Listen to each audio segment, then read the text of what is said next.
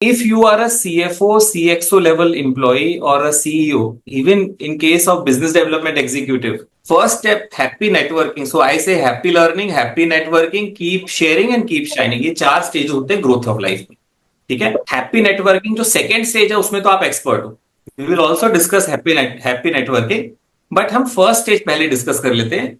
Happy learning में क्या learn करना है sir? What I have to learn to be effective as a head of the organization, head of the department, and when I'm going for negotiations or I'm going for discussion, उस topic के बारे में मैं क्या सीख के जाऊं so that I am very effective and I am convincing, I am confident. इसके लिए फॉर्मूला है four things you should prepare before going for any meeting, high level meeting of. और या अपने जूनियर्स या टीम मेंबर से बोलो ये रिसर्च करके दो भैया उसके इनपुट्स, ये चार चीजों के इनपुट्स दो. तो you should also be clear कि किस क्या इनपुट्स आप जूनियर से मांग रहे हो.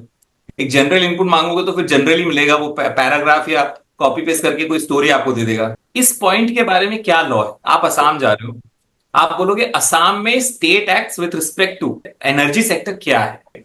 तो चार चीजें हैं जो आपको प्रिपेयर करके जाना है. ऑलराइट, चार चीजों में. और वो आपको अपने जूनियर्स को भी स्पेसिफिक टॉपिक देना, ये रिसर्च करके दो मुझे.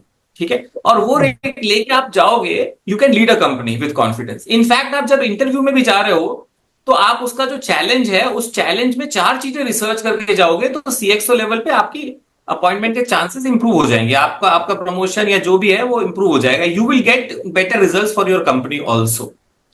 अब वो क्या चार चीजें? चार चीजों में फर्स्ट है, you should understand the law. एक पीएससी भी होता है, public enterprise selection board.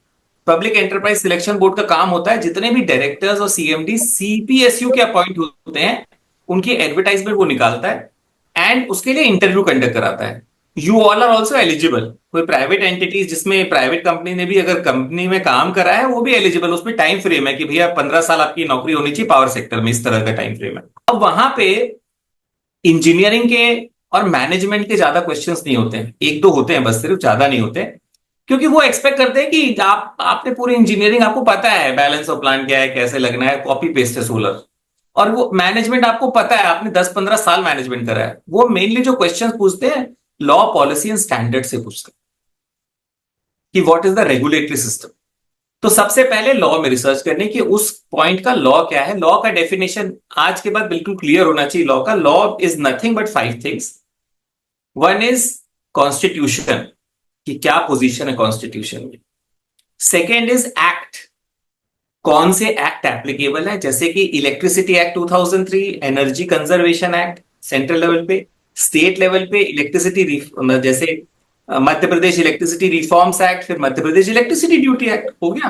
Act third है rules. Rules are made by only and only government. So government of India और government of state will make rules. Fourth आपको पता करना है, अच्छा मैं ये बड़ी बड़ी चीजें बता रहा हूं, इसमें से आपको सिर्फ वो पॉइंट निकलवाना है कि उससे रिलेटेड क्या है. मतलब आसाम है तो आसाम से रिलेटेड क्या है, बस ये अपने पेज में एक ही 4-5 पेज में आ जाएगा. ठीक है. रूल्स के बाद आपको देखना है रेगुलेशंस में क्या लिखा है. Regulations are made only and only by regulatory commission, statutory body. Act के अंदर कोई बॉडी बनती है, उसमें रेगुलेशन, वो रेगुलेशन बनाती है. फिफ्थ आपको देखना है नोटिफिकेशंस कौन कौन से इशू हुए. नोटिफिकेशन कोई भी इशू कर सकता है. तो कॉन्स्टिट्यूएंट असेंबली जो थी जब आजादी के टाइम पे थी, उसने कॉन्स्टिट्यूशन बनाया है तो उसने क्या करा, नोटिफिकेशन इशू करा, उसको अलग अलग डेट पे अलग अलग टाइम पे एनफोर्स करने के लिए. पार्लियामेंट ने एक्ट बनाया, एक्ट बनाता रहता है तो वो अलग अलग नोटिफिकेशन इशू करता है. Government, state government, central government अपने रूल्स बनाती है तो रूल्स को नोटिफाई करती है. उसको एनफोर्स करने के लिए ये तो कोई भी नोटिफाई करता. नोटिफाई का सिस्टम ये है कि अंग्रेजों ने बोला कि नेचुरल जस्टिस का प्रिंसिपल होना चाहिए. नेचुरल जस्टिस का प्रिंसिपल ये कहता है prior intimation of law, surprise not allowed. पहले बताओ फिर इंप्लीमेंट करो कि भैया ये लॉ है और परसों से इंप्लीमेंट होने वाला है, महीने बाद इंप्लीमेंट होने वाला है. ठीक है, प्रायर इंटीमेशन. अब for prior intimation what is the best way, they say put it in newspaper. So they said हम 2 न्यूज़पेपर में डालेंगे. इंग्लिश न्यूज़पेपर में डालेंगे क्योंकि वो हमारी नेशनल लैंग्वेज है उस समय की, और दूसरा एक लोकल न्यूज़पेपर में डालेंगे क्योंकि लोग समझते हैं उसको. तो हिंदी और तमिल या जो भी लोकल न्यूज़पेपर है जो लोग समझते हैं वो डालेंगे.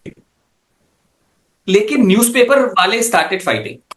न्यूज़पेपर वालों का कहना था कि सारे यार ऐड आप हमें दो. अब अब न्यूज़पेपर वालों की फाइट को मतलब देखते हुए गवर्नमेंट, अंग्रेजी शासन जो थी, उन्होंने डिसाइड करा कि भाई एक काम करते हैं, हम अपना न्यूज़पेपर निकालते हैं, हम अपने न्यूज़पेपर में छापेंगे। तो आप बताओ कौन सा न्यूज़पेपर है गवर्नमेंट का? सो गवर्नमेंट ने अपना न्यूज़पेपर निकाला, गजट ऑफ इंडिया, अपना छाप दिया। स्टेट गवर्नमेंट ने अपना न्यूज़पेपर निकाला, gazette of Maharashtra, gazette of Telangana, जो भी स्टेट है उसमें छाप दिया। Now it is presumed and assumed कि एवरीबडी नोस, और वो न्यूज़पेपर कोई नहीं पढ़ता। अब ये डेफिनेशन क्लियर हो गई। कभी भी कोई उस पॉइंट के बारे में बोले तो लॉ मतलब पांच चीजें, आप पांच चीजों में रिसर्च कर लीजिए। आप अगर नोटशीट भी बना रहे हो कभी, वो पांच चीजें ले लीजिए, नोटशीट बनाइए। It will be one of the best note sheets for that problem. अगर कोई चैलेंज देती है आपको कंपनी, या बोलती है यार ये चैलेंज है निशान जी, कोई बात नहीं, आप बोल दो उस चैलेंज में कॉन्स्टिट्यूशन में क्या लिखा है, उस चैलेंज के बारे में एक्ट में क्या लिखा है, रूल्स में क्या लिखा है, रेगुलेशन में क्या लिखा है, नोटिफिकेशन में क्या लिखा है, तो आपका काम हो गया। लेकिन पावर ग्रिड इससे खुश नहीं थी। पावर ग्रिड को 1995 94 से 96 तक रीजनल लोड डिस्पैच सेंटर्स बन गए थे। क्यों? फ्रीक्वेंसी रेगुलेट करने के लिए। अच्छा, जो स्टोरी मैंने बताई थी वो बार बार आएगी क्योंकि कनेक्टेड है sir. Power grid was doing कि वो बोलती थी हाइड्रो पावर को भी रैंप डाउन करो, मत प्रोड्यूस करो, या ज्यादा प्रोड्यूस करो। हाइड्रो पावर प्लांट का जब हाई हाइड्रो सीजन है, जब हिमालय में बारिश हो रही है और एक्सेस वाटर है, वो बोलते हैं जितनी प्रोड्यूस कर सकते हो करो, क्योंकि फिर क्या होगा, पानी कम हो जाएगा। तो बात नहीं मान रही थी। तो that problem was shared with central electricity regulatory commission कि सर ये लोग बात नहीं मान रहे हैं। तो सेंट्रल इलेक्ट्रिसिटी रेगुलेटरी कमीशन ने सबको नोटिस भेजा कि भाई आप लोग क्यों नहीं बात मान रहे हो, फ्रीक्वेंसी खराब हो जाएगी तो ब्लैकआउट भी हो सकता है, it is dangerous for the grid. लोगों का बहुत कुछ कहना था, but one common aspect was that कि we are engineers sir, we are engineers, we don't understand law. ठीक है, आपके रूल में कुछ लिखा है, आपके रेगुलेशन में कुछ लिखा है, आपके नोटिफिकेशन में कुछ लिखा है, आपके कुछ एक्ट में लिखा होगा कि ये फ्रीक्वेंसी है, इसको ऐसे मेंटेन करना है, क्या पावर है, हमें नहीं समझ में आता। अगर आप एक जगह पे लिख के दे दो हमें, तो it will be easy for us to implement it and educate our operation and maintenance team, और पूरे सारे हाइड्रो पावर या सारे थर्मल, सारे सोलर पावर प्लांट को बनाने के लिए, बताने के लिए। तो सेंट्रल इलेक्ट्रिसिटी रेगुलेटरी कमीशन ने ये टास्क दिया पावर ग्रिड को कि आप प्लीज ड्राफ्ट करो। So power grid drafted a document, compilation, compendium. उस कंपाइलेशन का नाम था इंडियन इलेक्ट्रिसिटी ग्रिड कोड। सो 2000 में Indian electricity grid code was notified by central electricity regulatory commission. अब जब 2003 का एक्ट बन रहा था, तो ये भी इंपॉर्टेंट हो गया। आईएसटीएस के लिए तो ठीक हो गया Indian electricity grid code, but state की जो ट्रांसमिशन लाइंस थी वो स्टेट गवर्नमेंट के अंडर में थी। तो उन्होंने बोला स्टेट की लाइंस को भी अपना एक कोड बनाना चाहिए। तो सेकेंड कोड इलेक्ट्रिसिटी एक्ट 2003 में ये प्रोवाइड करा गया कि स्टेट इलेक्ट्रिसिटी रेगुलेटरी कमीशन अपना स्टेट ग्रिड कोड भी बनाएंगे। सो स्टेट ग्रिड कोड 2003 में आया। लेकिन जो डिस्कॉम्स है, डिस्ट्रीब्यूशन कंपनी है, कि सर हम जब पब्लिक से डील करते हैं, जब इलेक्ट्रिसिटी सप्लाई करते हैं, तब भी हमें बहुत सारे चैलेंजेस आते हैं। अगर हमारे इंजीनियर्स के लिए जितने भी लॉ हैं, constitution, act, rules, regulation, notification में, अगर हम कंपाइल करके एक कोड, इलेक्ट्रिसिटी सप्लाई कोड बन जाए, तो हमारे लिए आसानी हो जाएगी। तो थर्ड कोड के विच इज सप्लाई कोड। तो अब अगर लॉ की डेफिनेशन आपके लिए मैं बोलूं, तो आप बोलोगे छह चीजें: constitution, act, rules, regulation, notification and codes. ये छह चीजें लिख लो, आपको लॉ पता चल जाएगा उस प्रॉब्लम के बारे में। ये एक ओवरऑल फ्रेमवर्क है। They are only interpreting the law, they are not. Law making की पावर सिर्फ सुप्रीम कोर्ट के पास है, और वो भी बहुत छोटी सी है, माइनर है बिल्कुल। मतलब आर्टिकल 141 कहता है अगर पूरे इंडिया में लॉ में कोई गैप है, अगर आप कोई बोल सकता है सुप्रीम कोर्ट को कि भैया इसके बारे में कहीं कुछ नहीं लिखा, तब सुप्रीम कोर्ट गाइडलाइंस बनाती है, और वो भी टेम्पररी लॉ होता है जब तक central government and state government law नहीं बनाते। ठीक है, तो I am not going into the details of this, but then आपको जब रिसर्च कर रहे हो, आप जब मीटिंग के लिए जा रहे हो, तो फर्स्ट थिंग आपको समझना है क्या लॉ है। लेकिन सर आपने तो चार चीजें, बाकी तीन में जो सेकंड पॉइंट है, सेकंड चीज जो आपको समझना है वो है व्हाट इज द पॉलिसी। सो आप लॉ समझ जाओगे यहां पे छह चीजों को देख करके। लेकिन सेकेंड चीज पे जो आप रिसर्च, देखो you are working, I am presuming कि you are working as a CEO of a company. Now you have to give direction to your organisation कि ये ढूंढ के दे दो मुझे भैया, या आपको खुद रिसर्च करनी पड़ेगी कंप्यूटर में कि भाई मैं, या अपने सीनियर को, अगर वो ही is going then you will कि सर ये देख लेते हैं अपन, अगर हो जाए पॉसिबल। ठीक है, तो सेकेंड चीज जो आपको देखनी है उसको हम बोलते हैं पॉलिसी। अब इशू ये आएगा कि सर पॉलिसी का मतलब क्या होता है? इतना आसानी से मीटिंग नहीं मिलती है ना। अगर आपको बुलाया है चीफ मिनिस्टर ने तो it is a very important meeting, मतलब you have to be coat type पहन के ढंग से आपको जाना पड़ेगा, और क्रिस्प, वो भी मीटिंग आधे घंटे की होगी, आपको तो क्रिस्प उसको बोलना पड़ेगा ये प्रॉब्लम है सर और ये कागज है, आप इसको अपने, तो वो वहीं के वहीं प्रिंसिपल सेक्रेटरी या सेक्रेटरी को दे देगा कि सर इसको इंप्लीमेंट करिए, हमें प्रोजेक्ट चाहिए, बस इतना ही टाइम है आपके पास, आधे एक घंटे का। तो यू कैन नॉट, मतलब हेलो हाय में टाइम वेस्ट नहीं कर सकते आप, आपको क्लियरिटी होनी चाहिए कि आपको क्या मिल रहा है क्या नहीं मिल रहा है, कि हम सर एमओयू करने को तैयार हैं। तो सेकेंड है पॉलिसी, जो आपको रिसर्च करके जानी है। अच्छा, ये मैं जो फंडेज बता रहा हूं आपको, यूनिवर्सल पूरे इंडिया के फंडे में बता रहा हूं आपको, आप अपने सीएक्सओ को हेल्प कर सकते हैं कि भाई सर मैं ये बताता हूं आपको दिखा के, ठीक है कि नहीं। Second thing is you have to learn and understand, happy learning में you have to learn and understand the policy. So what is the meaning of policy, इसको मैं थोड़ा स्ट्रक्चर कर देता हूं आपके लिए। Policy also means 5 things. आपको सिर्फ 5 चीजें ढूंढनी है और आपको पॉलिसी समझ में आ जाएगी। Clear? If any document is released by the state government and central government with the word policy, आप बोल दो अपने जूनियर को यार देखो कितने डॉक्यूमेंट्स असम गवर्नमेंट ने रिलीज करे विद द वर्ड पॉलिसी, मैं पढ़ना चाहता हूं। और सेंट्रल गवर्नमेंट ने कितने वर्ड डॉक्यूमेंट्स रिलीज करे विद द वर्ड पॉलिसी, मैं पढ़ना चाहता हूं, number 1। Number 2, any document release by central government और state government with the word guidelines, it is also policy. सो आप अपने जूनियर को बोल दो ये भाई ढूंढते गाइड, एक पॉलिसी वर्ड एक guidelines word. Third, please search for any document with the word plan.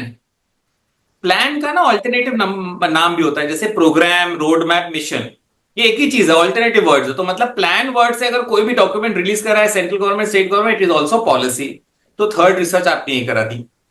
Fourth, search for documents with the word scheme. Central government और स्टेट गवर्नमेंट ने अगर कोई भी डॉक्यूमेंट रिलीज करा है with the word scheme, it is also policy. Fifth, which you have to search, if the central government and state government have released a document with the word model laws, ठीक है, model laws नाम है लेकिन वो policy है। ये 5 चीजें together is the policy of the government. So आपने पहले लॉ समझ लिया, लॉ थोड़ा सा ना पक्का होता है, इसको चेंज करने में ना मतलब बिल्कुल पॉलिटिकल विल स्ट्रांग चाहिए होती है, लेकिन पॉलिसी हाथ में होती है, अगर चाहे गवर्नमेंट 3-4 दिन में भी कर सकती है।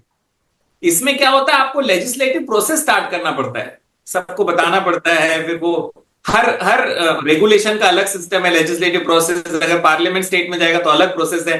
ये लो हैंगिंग फ्रूट है पॉलिसी का। क्वेश्चन ये हो सकता है कि सर इसमें कोई डिफरेंस है क्या?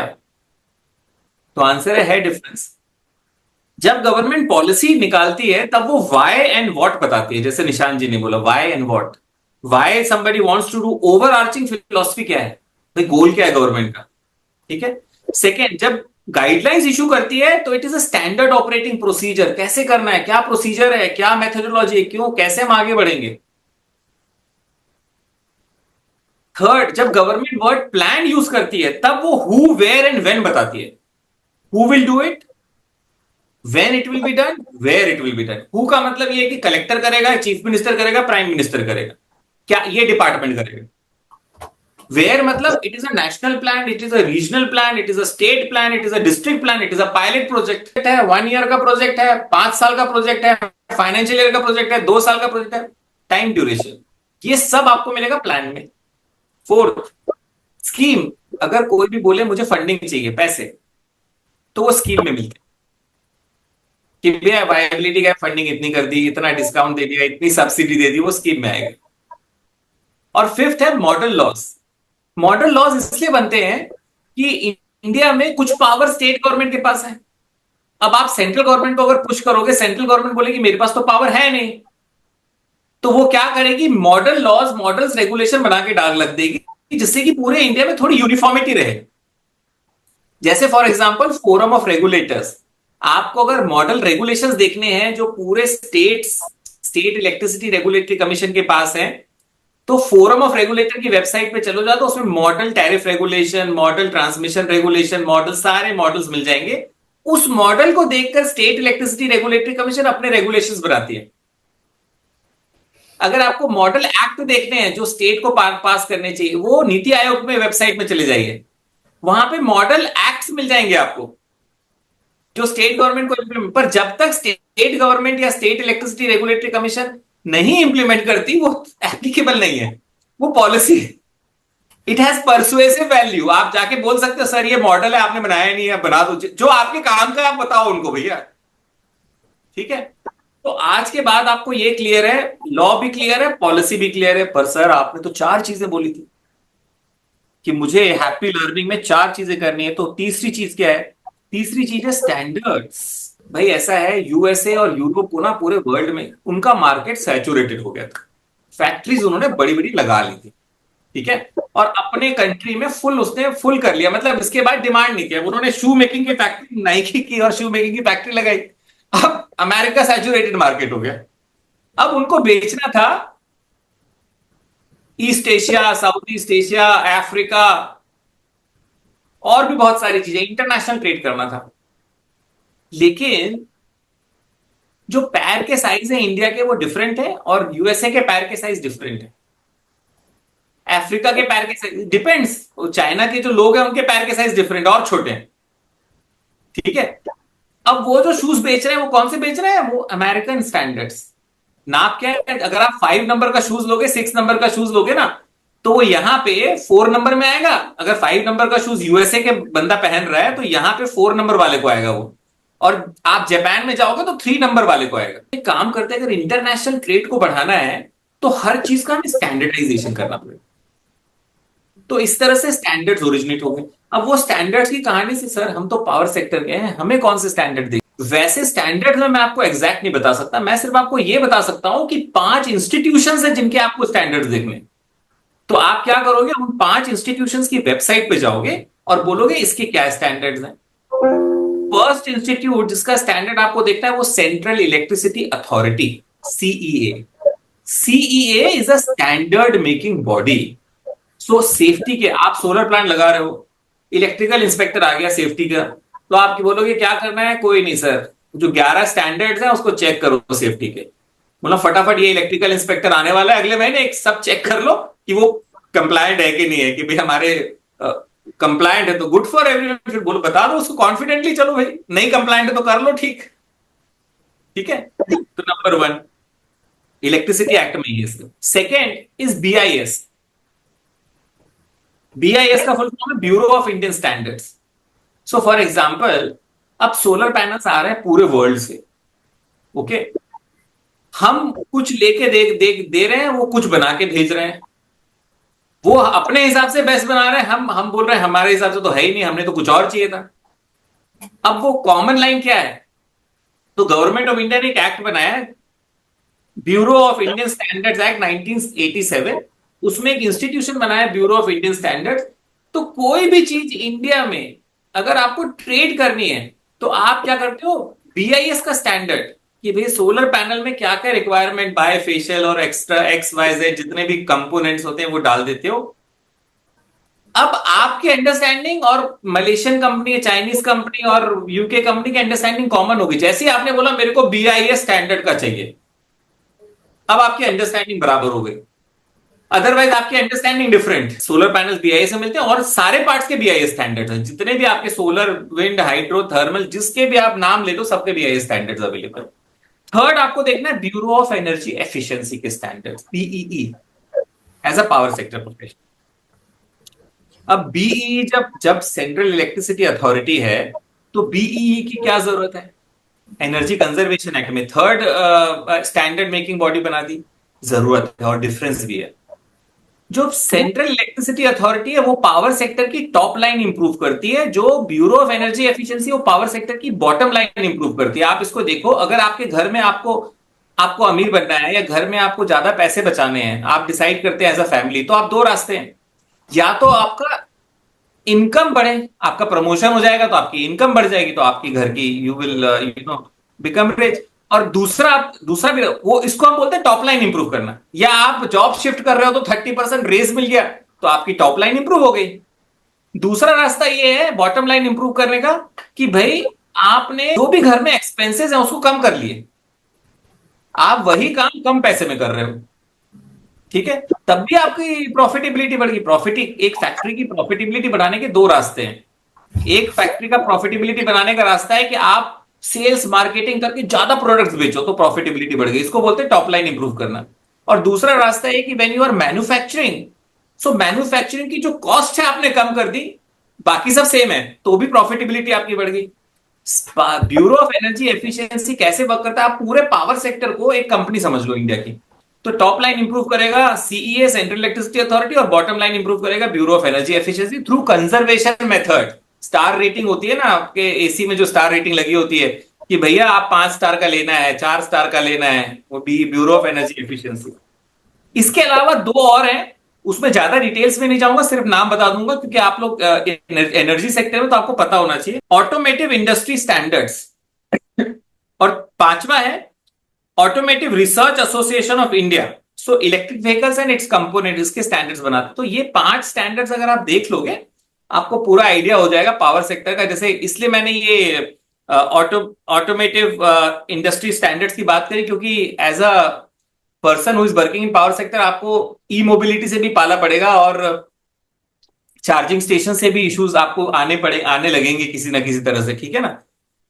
अब ये 5 अगर आपने पढ़ लिए नेशनल, आपको स्टैंडर्ड्स बताएंगे कौन से स्टैंडर्ड्स की बात कर रहे हैं, आप फेल नहीं हो सकते। लेकिन सर आपने तो 4 चीजों की बात करी थी कि जब जब आप जाओगे मीटिंग में चीफ मिनिस्टर से मिलने, तो 4 चीजें उस चैलेंज के बारे में पता करना। तो एक लॉ हो गया, एक पॉलिसी होगी, एक स्टैंडर्ड हो गया, चौथी चीज क्या है? चौथी चीज आप बोल सकते हो नॉर्म्स। बस नॉर्म्स अगर आपने समझ लिए, इसके अलावा आपको कुछ पढ़ने की जरूरत नहीं है। इतनी लंबी स्टोरी और महाभारत और रामायण और पूरी दुनिया भर का तामझाम, ये अगर आपको स्पेसिफिक नॉलेज है तो हैप्पी लर्निंग आपकी कंप्लीट है as a business development executive और as a CXO level person, because this is expected from you. And when you know, you can drive the organisation, you can drive the change process actually, क्योंकि आपको पता होगा intervention कब करना है, कहां कर सकते हो कहां नहीं कर सकते हो, कॉन्फिडेंट रहोगे आप, ठीक है। Norms is a very wide word. Norms include law policy standards, non negotiable. जैसे कोई बोलता है प्लीज डू इट एज, भाई कई कई बार सीनियर्स ऐसे बोलते हैं, do it as per norms. अब आप फिगर करते रहोगे what is the meaning of norm. Norm का जो, अब I will tell you CXO level वाले लोग कैसे उसको फिगर आउट करते हैं। सबसे फर्स्ट वो बोलते हैं चलो जैसे हमें इंस्ट्रक्शन मिला do it as per norm, तो आई शुड बी क्लियर। एक चीज है नॉन नेगोशिएबल। नॉन नेगोशिएबल क्या है? लॉ पॉलिसी एंड स्टैंडर्ड्स करना है, ठीक है। और एक चीज है वो नेगोशिएबल है, जो हमारी चॉइस में एज अ सीएक्सओ लेवल। अब बेस्ट, जिसको कहते हैं बेस्ट, नॉर्म्स का सिंपल मतलब होता है normally what do we do, let us do, ठीक है। नॉर्म मतलब normally, usual way of doing things, best practice, past practice, good practice.